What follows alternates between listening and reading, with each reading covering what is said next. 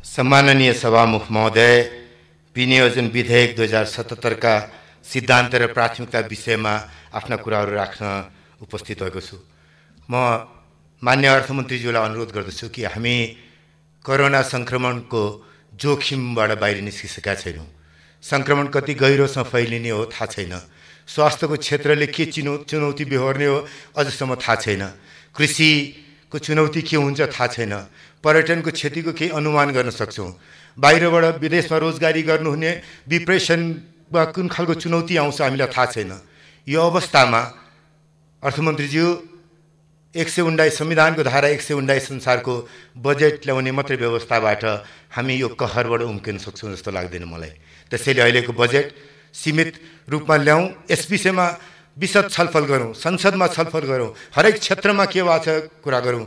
त्यो 165वटै क्षेत्र देशभरि हरेक प्रदेशमा के भएको छ छलफल गरौँ। त्यस पछाडि साउन पछाडि अनि संविधानको धारा 121 बमोजिम पूरक बजेट पूरक अनुमान प्रस्तुत गर्न पाइन्छ। त्यो पूरक अनुमान प्रस्तुत गर्ने बेलामा दुनियाँभरि के प्रभाव पर्यो त्यो पनि देखिन्छ, हाम्रो देशभित्र के प्रभाव पर्यो त्यो पनि देखिन्छ। अनि साँच्चै अर्थमा आएको पूरक अनुमान र अहिले 15 गते प्रस्तुत हुने बजेट दुईटा जोड्दा आउने वर्षको बजेट बन्छ भन्ने मलाई लाग्छ। त्यो भन्ने मुख्य कारणहरू अब केही राख्न चाहन्छु म।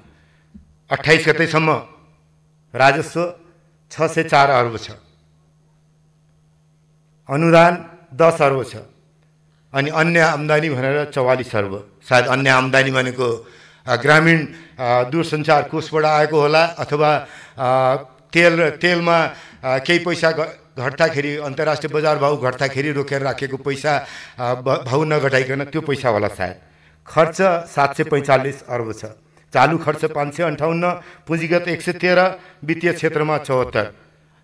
यो भनेको मन्त्रीज्यूले भन्नुहोला, सरकारले भन्ला कि अहिले कोरोनाको कहरमा योभन्दा बढी के हुन सक्थ्यो भनेर। कोरोना त अहिले सरकारलाई आफ्नो आक्रमण्यता छोप्ने एउटा मास्क मात्रै बनेको छ। 6 महिना अगाडिको डेटा हेर्ने हो भने 6 महिना अगाडि राजस्व 456 अर्ब मात्रै थियो। 10 अर्ब अनुदान 6 महिनाको सरकारले अर्थ मन्त्रालयले प्रस्तुत गरेको सांख्यिकी हो त्यो। खर्च 423 अर्ब, 423 भनेको अनुमानको 28%। पुँजीगत खर्च अझ कम 15% मात्रै थियो 6 महिनामा। राजस्वको वृद्धि दर 29ले गर्छु भन्नुभयो, 6 महिना अगाडि 13ले थियो। त्यसमाथि पनि कर राजस्व 9%ले मात्रै थियो। त्यसैले 6 महिना अगाडि पनि अर्थतन्त्र ठिक गतिमा थिएन। आज कोरोनाको कहरले अर्थतन्त्र झन् कहाली लाग्दो स्थितिमा पुगेको छ। त्यति मात्रै होइन, माथिको मात्रै होइन, प्रदेश र स्थानीय तहको हेर्ने भने प्रदेशको खर्च 13% छ, स्थानीय तहको खर्च 666वटा गाउँपालिका र नगरपालिकाबाट आएकोमा 23%ले छ। यो अवस्थामा कसरी बाहिर निस्किने हामी सबैको लागि चिन्ताको विषय हो। सँगसँगै राष्ट्रिय गौरवका आयोजनाहरूमा मन्त्रीज्यू लक्ष्य 103 अर्ब खर्च गर्ने थियो, 6 महिनामा 19 अर्ब भने 19% मात्रै खर्च भयो।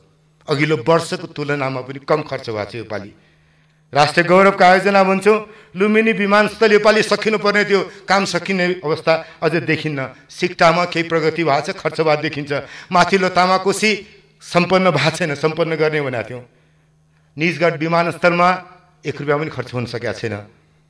बुढी गण्डकीको बेहाल छ, द्रुत मार्ग खर्च गर्न सक्ने स्थितिमा बसेको छ। केही सिँचाइका आयोजनामा छन्। पशुपति क्षेत्र विकास कोषमा 6 महिनासम्म 1 रुपियाँ पनि खर्च भएको थिएन। यो परिस्थिति अहिले कोरोनाको कहरबाट मात्रै आएको होइन। कोरोनाको संक्रमणमा हामी नपर्दाखेरि, बन्दाबन्दीमा नहुँदाखेरि पनि अर्थतन्त्र यो अवस्थामा थियो। हाम्रो अब भन्ने चलन छ, ऋण उठाउने धेरै ठुलो ठाउँ छ हामीसँग। हो, ऋण असाध्यै दुःखका साथ एउटा समय थियो, अर्थमन्त्रीजीलाई ज्ञान छ, झन्डै 70% ऋण हुन्थ्यो हाम्रो कुल ग्राहस्थ उत्पादनको।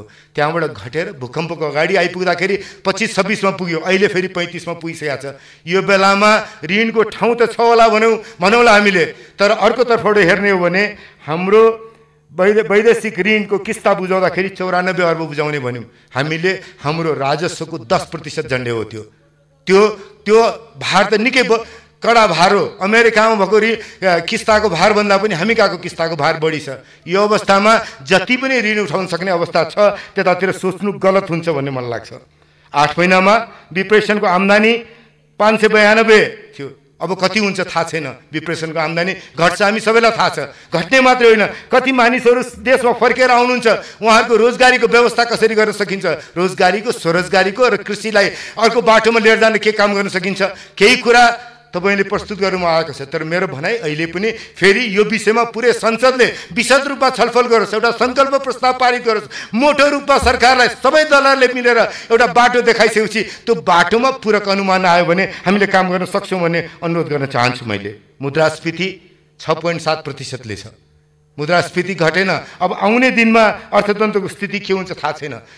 विप्रेसनको आम्दानी घट्दा विदेशी मुद्राको सञ्चिति घट्ने हो, राजस्व घट्छ। किनभने विप्रेसनको आम्दानीबाट झन्डै 100 अर्बको राजस्व हामीले आउँछ। यो पालि 6 महिनाको परिस्थिति हेर्ने हो भने सबैभन्दा बढी राजस्व कहाँ घटाएको छ भन्दा भन्सारको बिन्दुमा उठाइने राजस्व घटाएको छ। अहिले विप्रेसनको आम्दानी घटेपछि त्यसको आधारमा भएको आयातको माग कम भएको छ। अझ भन्सारको बिन्दुमा उठ्ने आयात घटेर जान्छ। यस्तो बेलामा कसरी अगाडि जाने, यो राष्ट्रिय चरित्र, राष्ट्रिय अठोटको विषय हो। राष्ट्रिय अठोटको विषय बनाएर अगाडि लिएर जानुपर्छ। म त्यो अनुरोध गर्न चाहन्छु।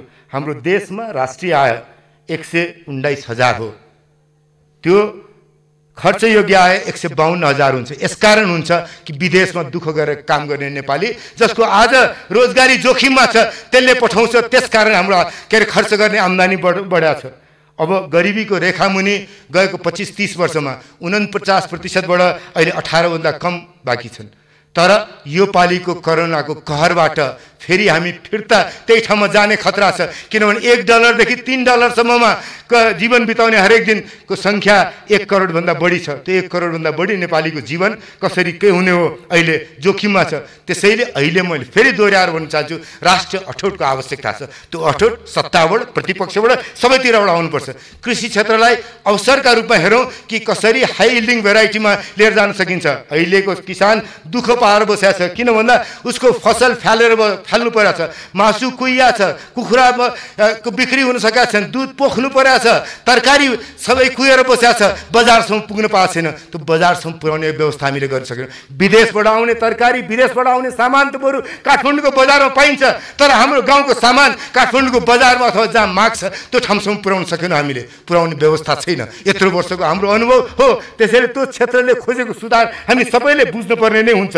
त्यति मात्रै होइन, अब फसलको समय छ, बाली लगाउने बेला छ, मलको हाहाकारी केही कम भएको छ। मैले धन्यवाद दिन चाहन्छु आपूर्ति मन्त्रीजीलाई, आपूर्ति राज्य मन्त्रीजी दुवैजनालाई। उहाँहरूले गर्दाखेरि केही मेरो क्षेत्रको समस्या समाधान गर्नलाई मद्दत भयो। तर यतिले पुग्दैन। मलको र भोलि अरू सामग्रीको पनि समस्या छ। नभए यो वर्ष त धानको उत्पादन घट्यो, अर्को वर्ष पनि हामी त्यत्तिकै नराम्रो स्थितिमा पुग्छौँ भन्ने चिन्ता छ।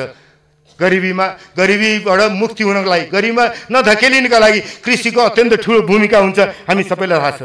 पर्यटनको बारेमा मैले यति भन्छु, चिनिया भाषामा तयार गरेको प्रचार सामग्री मन्त्रीजीले कहाँ राख्नु भएको छ मलाई थाहा छैन।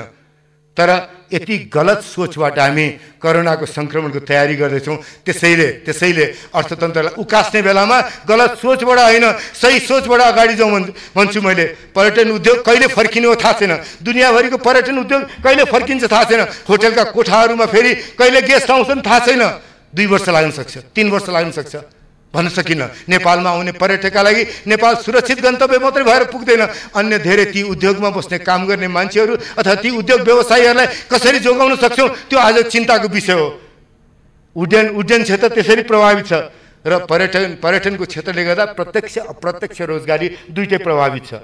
पुँजी निर्माण गर्ने काम निजी क्षेत्रको उत्तिकै ठुलो भूमिका छ। अहिले निजी क्षेत्रको निर्माण व्यवसायीहरूको बेहाल छ। बन्दाबन्दीले यातायात, उद्योग, वाणिज्य, सेवा, व्यापार, थोक खुद्रा व्यापार सबै प्रभावित छ। आज आम नागरिक प्रभावित छ।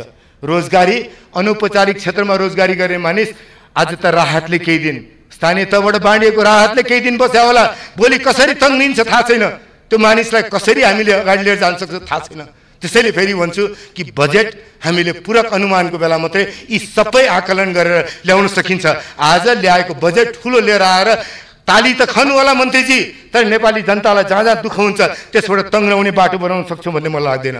अहिलेको सक दुईटै सक हो, के अरे डिमान्डको पनि हो, सप्लाईको पनि हो। त्यसैले तरलताको स्थिति के हुन्छ, मुद्रास्फीति कस्तो हुन्छ थाहा छैन, त्यसले ब्याजमा के प्रभाव पार्छ थाहा छैन। ब्याज बढेर जाने हो भने आर्थिक मन्दीमा, अझ गहिरो आर्थिक मन्दीमा हामी धकेलिनु पर्ने हुन्छ।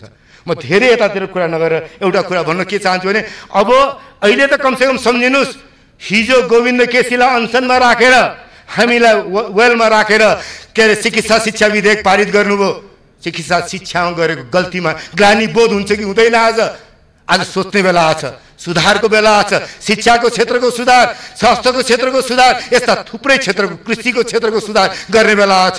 यस बेला शान्त मनले, गम्भीर मनले छलफल गरौँ। यो पुरै सन्देश सदन एक ठाउँमा उभियोस्, राष्ट्रिय अठोटका साथ हामी काम गर्न सकौँ। त्यो बाटोबाट मात्रै अगाडि जान सकिन्छ। एउटा 15 गते बजेट दिन्छु र बजेट गर्छु भन्दाखेरि खालि त्यो नारा लाउने मात्रै कुरा होला मन्त्रीज्यू, नारा लाउने बाटोबाट मात्रै अगाडि नजाउँ। हामीलाई नेपाली कांग्रेसलाई विभिन्न व्यवसायीहरूले सुझाव दिनुभएको छ, उहाँहरूसँग अन्तर्क्रिया गरौँ, ती सुझावहरू पनि तपाईँलाई प्रस्तुत गरौँला। तर मलाई के लाग्छ भने उहाँहरूलाई पनि आफ्नो आफ्नो लगानीको ठाउँमा कतिसम्म प्रभाव पर्छ आज थाहा पाउने अवस्था भइसकेको छैन। त्यसैले पर्ख्यौँ। साउन पछाडि हामीले यो कहरबाट दुनियाँ कति प्रभावित हुन्छ, हामी कति प्रभावित हुन्छौँ हामी सबैले देख्छौँ। अनि त्यस पछाडि बल्ल ल्याएको बजेटको कुनै अर्थ हुन्छ होला जस्तो लाग्छ मलाई। बजेटभन्दा मैले पूरक अनुमानको कुरा गरेँ हो। त्यस अर्थमा सरकारसँग एउटा कारणले हाम्रो गम्भीर मतभेद छ। आजसम्म यो सरकारले बनेदेखि समाजवादको कुरा गर्दाखेरि कहिले पनि लोकतान्त्रिक मूल्य र मान्यतामा आधारित समाजवाद भन्दैन। यो दस्तावेजले पनि लोकतान्त्रिक मूल्य र मान्यतामा आधारित समाजवाद भन्दैन। हामीले संविधान लेख्दा गम्भीर मनले, सचेत मनले लेख्यौँ। लोकतान्त्रिक प्रतिस्पर्धा, जनताको प्रतिस्पर्धात्मक लोकतान्त्रिक व्यवस्थादेखि लेख्दै लेख्दै लेख्दै कानुनी राज्यको अवधारणा लगायत लोकतान्त्रिक मूल्य र मान्यतामा आधारित समाजवाद भनेर सरकारलाई लोकतान्त्रिक मूल्य र मान्यता बोल्न लाज लाग्छ। यसकारण लाज लाग्छ कि सरकारले नदेख्ने ठाउँमा पत्रकार गयो भने सरकारलाई अचम्म लाग्छ। प्रधानमन्त्री बोल्नुहुन्छ सरकार नभएको ठाउँमा, सरकारले नदेखेका ठाउँमा पत्रकार कसरी पुग्यो भनेर। यस सरकारमा कम्युनिस्ट पार्टीको सरकारमा भएको एउटा पार्टीसँग संविधान बनाउने बेलामा एउटा विषयमा धेरै ठुलो बहस भयो। हामीले यही ठाउँमा बहुलवादमा आधारित भनेर लेख्न कोसिस गऱ्यौँ, मान्नु भएन। सम्झौताबाट शासकीय स्वरूपमा बहुलवाद लेख्यो। अहिले पनि भन्छु बहुलवादमा आधारित समाज अगाडि बढ्ने हो। अहिले पनि भन्छु मैले, खालि छोटकरीमा मैले सभामुखज्यू एउटा केही राजनीतिक कुरा भन्न आवश्यक छ। एसी मगलु र रबिन्सनले किताब लेख्नु भएको छ द न्यारो करिडर। बातछात नगरिएको लोकतन्त्रले समृद्धिको बाटोमा लिएर जान सक्दैन भनेर द न्यारो करिडरमा भन्नुहुन्छ। साइकल लवायथन चाहिन्छ भनेर। हाम्रो देशमा, हाम्रो राज्य साइकलमा बस्न तयार छैन, लोकतान्त्रिक बातछातमा बस्न तयार छैन। एसी मगलु र रबिन्सन मात्रै होइन, फ्रान्सिस फुकुयामा भन्नुहुन्छ राज्य बलियो मात्रै भएर पुग्दैन, राज्यको विधिको शासन चाहिन्छ, लोकतान्त्रिक उत्तरदायित्वहरू चाहिन्छ। म गम्भीरतापूर्वक कम्युनिस्ट पार्टीलाई भन्न चाहन्छु, अहिले सरकारमा भएको पार्टीलाई भन्न चाहन्छु कि यी लोकतान्त्रिक मूल्य र मान्यतालाई छोड्नुभयो भने समस्या के हुन्छ आकलन नगर्नु होला। अलिअलि त पूर्वानुमान गर्नु होला। तपाईँकै पार्टीमा भएको कचपच, पार्टीमा जुन कचपच हुन्छ देख्नु भएको छ, त्यो कचपच व्यापक रूपमा जनतासम्म पुग्दाखेरि निराशा के होला सम्झनुहोस्। लोकतान्त्रिक मूल्यलाई मान्यतालाई नमान्ने भने, समाजलाई बलियो नबनाउने हो भने, हामीले लेखेको संविधानप्रति हाम्रो प्रतिबद्धता नहुने हो भने, बातछात गरेको लोकतान्त्रिक शासन मान्न तयार नहुने हो भने हामीले देशमा समस्या बेहोर्छौँ। कोरोनाको कहरबाट बाहिर निस्कन सक्दैनौँ। सारा दुनियाँलाई उभिएर भन्न सक्दैनौँ हामीले संविधान बनायौँ, बलियो जग छ। यी सबै कठिनाइका बावजुद हामी एउटा बलियो राष्ट्र अगाडि बढ्न तयार छौँ। समृद्ध नेपाल बनाउन सक्छौँ, सुखी नेपाली हुन सक्छौँ। तर सबै पार्टी एक ठाउँमा छ भने जसरी भूकम्पबाट बाहिर निस्किँदाखेरि सुशील कोइरालाले र सँगसँगै सत्तामा हुने अरू दलहरू, एमाले पनि सत्तामा थियो, यहाँमध्ये धेरैजना कि त्यतिखेरको माओवादी मधेस केन्द्रित दलहरू, अरू दलहरू संसद छोडेर, संविधान सभा छोडेर जाँदाखेरि फिर्ता लिएर आउने प्रबन्ध गरियो अनि संविधान बनाइयो। त्यसैले आजको दिनमा एउटा राष्ट्रिय अठोट भयो भने मात्रै सके मैले राष्ट्रिय अठोट भयो भने मात्रै हामी विदेशबाट पनि ऋण ल्याउन सक्छौँ, विदेशबाट अनुदान पनि ल्याउन सक्छौँ, देशभित्र पनि आन्तरिक ऋण उठाउन सक्छौँ। देशभित्र पनि सबैलाई पटुका बान्नुहोस्, पटुका कस्नुहोस्, अगाडि बढ्नुपर्छ, समृद्धिको यात्रामा भन्न सक्छौँ। त्यो गर्ने राजनैतिक आधार निर्माण गर्नुहोस्। त्यही सुझाव दिन्छु पूर्व बजेट छलफलमा। धन्यवाद।